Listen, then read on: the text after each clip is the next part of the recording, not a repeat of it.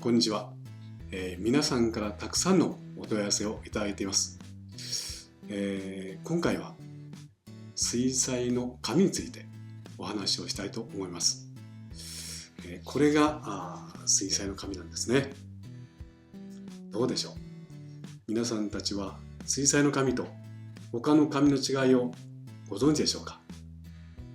今から簡単な実験をしてみたいと思います。では見てくださいね。ここに3枚の紙を用意しました。いずれも白い紙なんですけども、実験のためにまず水を塗ってみます。やってみますね。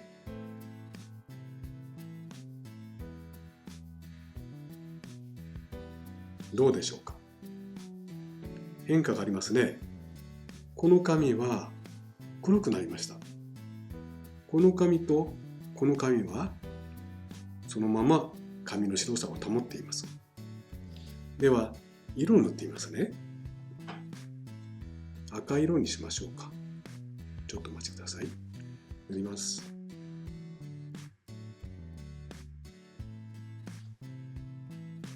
さあ、変化が徐々に現れてきました。これは最初の黒い調子に赤の色が混じって見えます。これとこれは赤い色は出てるんですけども、この紙は水と赤い色がずっと表面にとどまっています。この紙だと赤い色だけがきれいに表面に出ています。いかがですか？このような違いがあります。今実験したこれは結果ですね。見てください。これはまだ乾かないで黒い調子が残ってますね。こちらは絵の具と水がまだここに溜まってます。で、最後のこれはもう乾いていて綺麗な赤が見えます。実はこれが水彩紙なんですね。そしてこれが画用紙。これはお習字なんかに使う半紙です。全然違うでしょ？この違いはどこから来るか。これは実はですね、紙を作るときにするサイジングという工程があるかないか、またその工程がどうなっているかによって全然違う結果が生まれるんですね。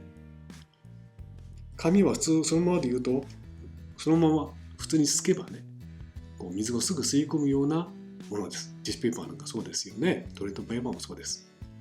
で、それを防いで上に色具が乗っかるようにするために施したのがサイジングということです。そのサイジングが強いといつまでも水と絵の具がとどまっている。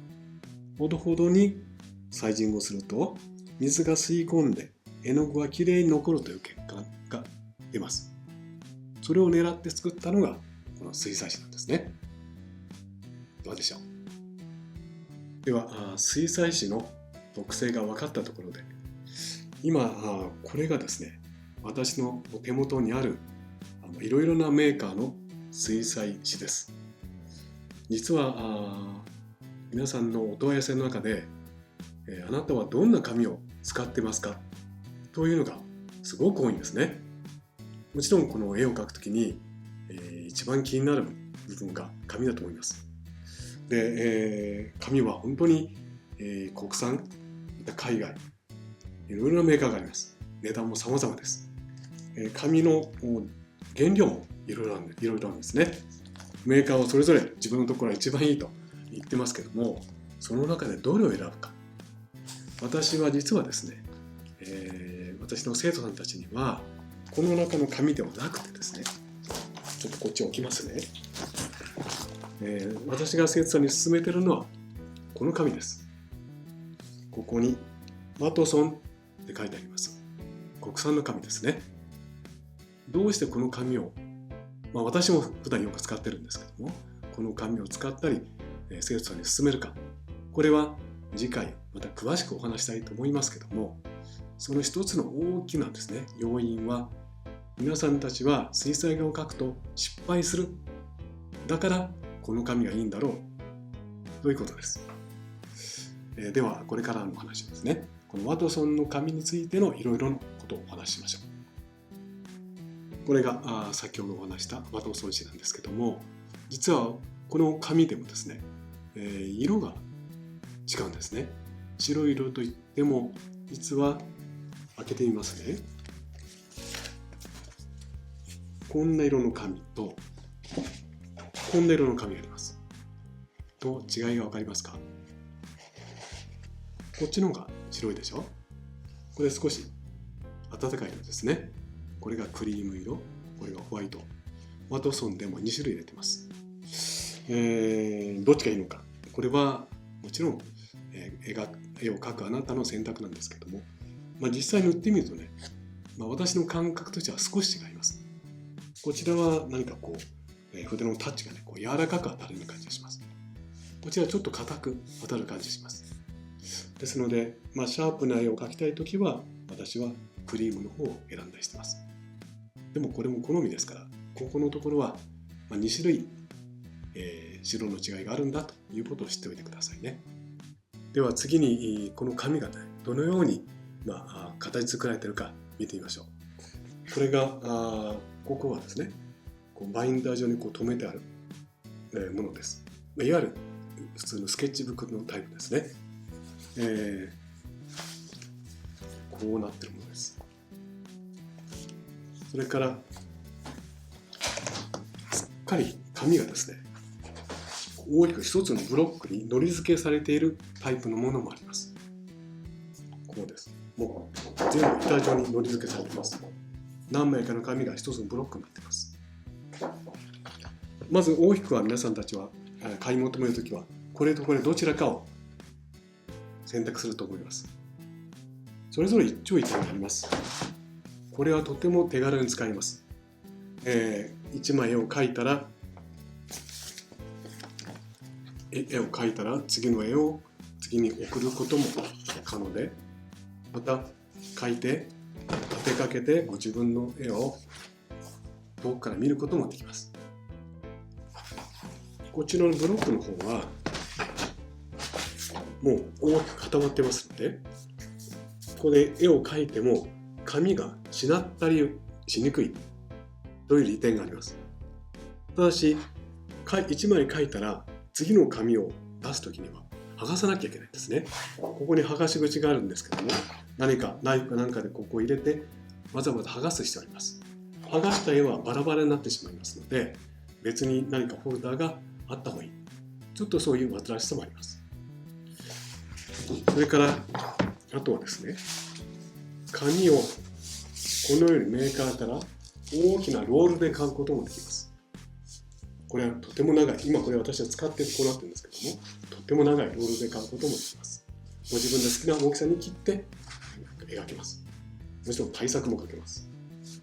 さらに、それから面倒な方は、このようにメーカーであるサイズにカットして売っています。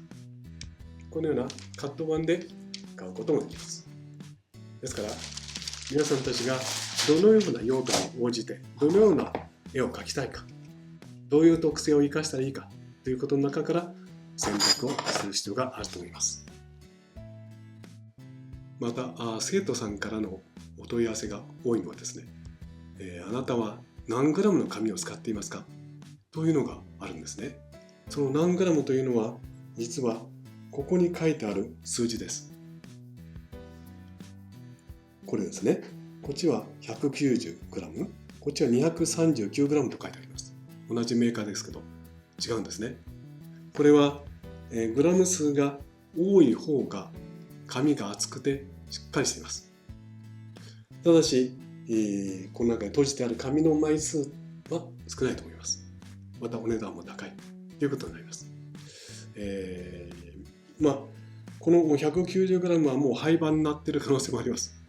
皆さん、画材屋さんで確認して、もっと違うグラム数が良ければそっちを選ぶこともできます。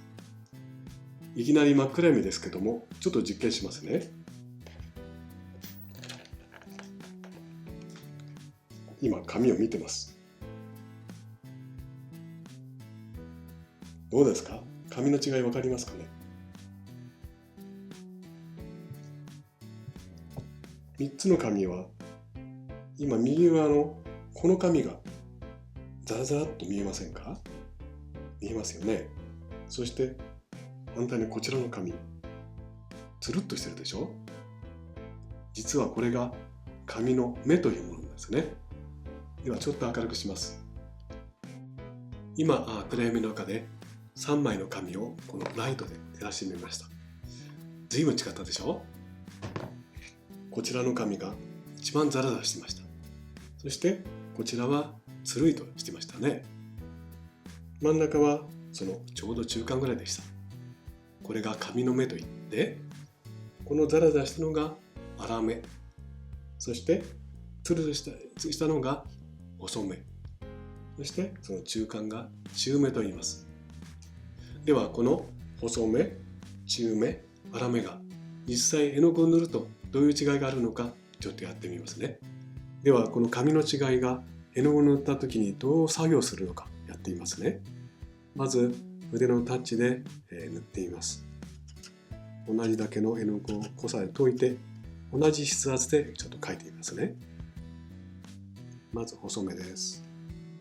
そして中めです。で粗めです。もう一回塗りましょう。どうでしょう。細めの場合にはきれいに筆の形が出てますよね。中めだと少しザラザラっとした感じが見えるでしょうか。粗めだと私今2回塗ったんですけどこんなにザラザラですね。このように同じ筆圧で塗っても目の違いによって効果が全く違うんですね。では今度はにじみつけてみましょう。まず水を塗ります。同じだけ塗りましょう。でにじませてみますね。今度はグリーンでやってみましょうか。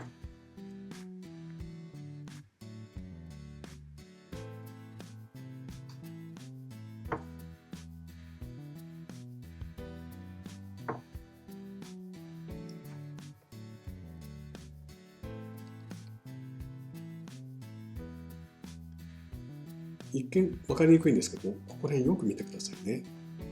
非常ににじみ方が細かいでしょ。これは少し毛羽状に見えてますよね。粗めになるとどうでしょう。はっきりとこの毛羽状の線が見えてきます。このようににじみでも微妙に差が出るんですね。今度は絵の具を流してみましょう。濡らします。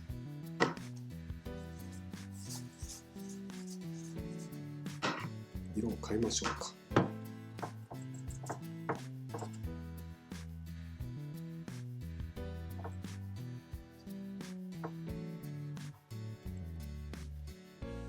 もうこれは早くも流れてきましたよね。これが紙の表面が滑らかなせいですね。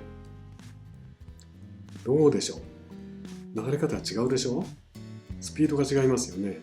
これは塗った順番が違うからではなくって、紙の目によってこれは絵の具がゆっくりと左右に広がるようになるために下に落ちるスピードが緩やかなんですね。